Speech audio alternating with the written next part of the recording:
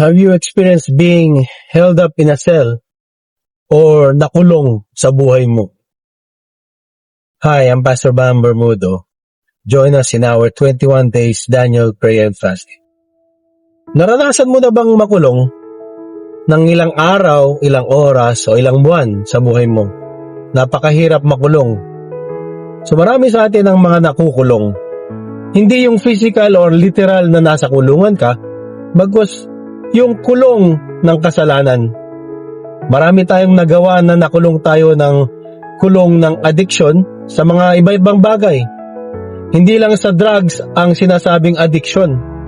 Ngayon ko natutunan na marami palang mga tao ang nakukulong sa addiction. Lalo na ngayon, social media addiction. Kulong na kulong ka sa social media na wala kang ginawa sa maghapon kundi mag-scroll na mag-scroll. Bagay na pinagnanasaan mo na alam mo namang walang magiging magandang kabuluhan o may dudulot sa buhay mo. Unang-una, addiction sa mga cellphone, addiction sa mga bagay, sa mga ari-arian. May mga tao na nagiging addict sa relo. May mga taong nagiging addict sa mga damit. May mga taong nagiging addict sa mga signature na mga gamit. May mga ibang tao na addict sa mga ari-arian. Ang Bible ay malinaw and talks about being addicted to so many things. Unang-una, ang sabi ng Panginoon, the love of money is the root cause of evil. Naging evil yon dahil ang minamahal mo ay yung mga bagay, hindi yung lumikha ng bagay. May mga iba na adik sa maling relasyon. May mga iba na adik sa trabaho na walang ibang ginawa kundi magtrabaho na nakakalimutan nila na meron silang mga mahal sa buhay na kailangan nilang pagtuunan ng pansin. Yan ang sinasabi ng Panginoon sa kanyang salita. Sa John chapter 8 verse 36, ang sabi doon, He whom the Son sets free is free indeed. Kung nakay Kristo ka, lahat ng adiksyon sa buhay mo ay pinutol ng Panginoon doon sa cross. Kung nakay Kristo Jesus ka, wala kang ibang pwedeng pagtuunan ng pansin kundi unang-una ang kanyang anak na si Jesus at ang kanyang salita. Pag meron kang Kristo, you are set free from the bondage of sin, sabi ng Bible. Ibig sabihin, maraming taon na tayong nakakulong sa addiction natin sa ibang mga bagay. Natuon ang ating mga puso, ang ating mga spiritual na pag-iisip sa maling mga sitwasyon. Ngayong araw na ito, ang gusto ng Panginoon na makalaya tayo sa mga iba-ibang addictions natin. Kung ikaw ngayon ay addicted sa pornography, you need Jesus Christ. Kung ngayon ikaw ay addicted sa iba-ibang relasyon, sa iba-ibang mga babae o lalaki, you need Jesus Christ. Ito ang katotohanan, kapatid. Lahat ng tao ay naigiging addict sa ibang mga bagay, one way or another. Aminin man natin o hindi, may mga bagay tayo na tuon yung ating mga puso't isipan dun sa bagay na yon. Alam nyo mga kapatid, ang addiction dito sa lupa ay panandalian lamang. Pero ang relasyon natin sa Panginoon is eternity.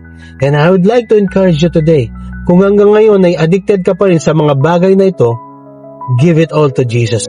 Ang sabi ng Panginoon ni Matthew 11:28, Come to me, those who are heavily laden, and I will give you rest. For my yoke is easy and my burden is light. Dito sinasabi ng Panginoon sa mga nabibigatan sa mga addictions ng mga taong ito, lumapit kayo sa akin. Sabi niya, come. Wala naman siya sinabi nun na Pilipino lang ang pumunta, o Amerikano lang ang pumunta, o Chinese lang ang pumunta. Ang sabi doon, come to me, those who are heavily laden. Kung sobrang bigat na ang daladala mo sa puso mo, sa addiction na meron ka ngayon, kapatid, you need Jesus Christ. Bakit? For I will give you rest. Bibigyan ka niyang kapahingahan sa kung anumang kabigatan meron ka. You need to pass the ball. Parang point guard lang yan sa basketball. Ang point guard walang ibang ginagawa kundi mag-set ng play at ipasa yung bola. Ayaw ng Panginoon na maging matakaw ka sa bola. Ibig sabihin, huwag kang maging matakaw dun sa bigat na meron ka. Ibigay mo sa Panginoon yan. Walang ibang pwedeng magbigay ng kagaanan sa'yo kundi ang Panginoong Hesus lamang. Kapatid, ngayong araw na to, give it all to Jesus. Ask Jesus to come into your life upang lahat ng addiction mo ay maputol na at puputulin ng Panginoon sa buhay mo. May stronghold ang kalaban sa buhay mo hanggat ikaw addicted sa mga bagay na ito. Kahit anumang bagay na maraming oras ang tinutuon mo, it's called to be an addiction. And I want to pray for you today.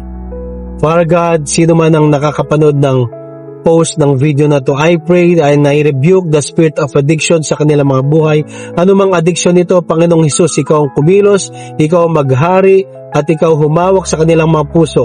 We declare they are set free, and I declare John 8:36 over them. He whom the Son sets free is free indeed. I declare freedom to all those who are listening to this post today, and I declare that Jesus Christ is Lord over their lives and that they have been set free, those who are in Christ. I release that blessing, I release the freedom in the mighty name of your Son, Jesus Christ. And through the power of your Holy Spirit, continue to guide them and teach them your ways. In Jesus' mighty name, amen, amen. God bless everyone, and I love you in the love of Christ. Continue to be a blessing every day of your life. God bless, and God bless.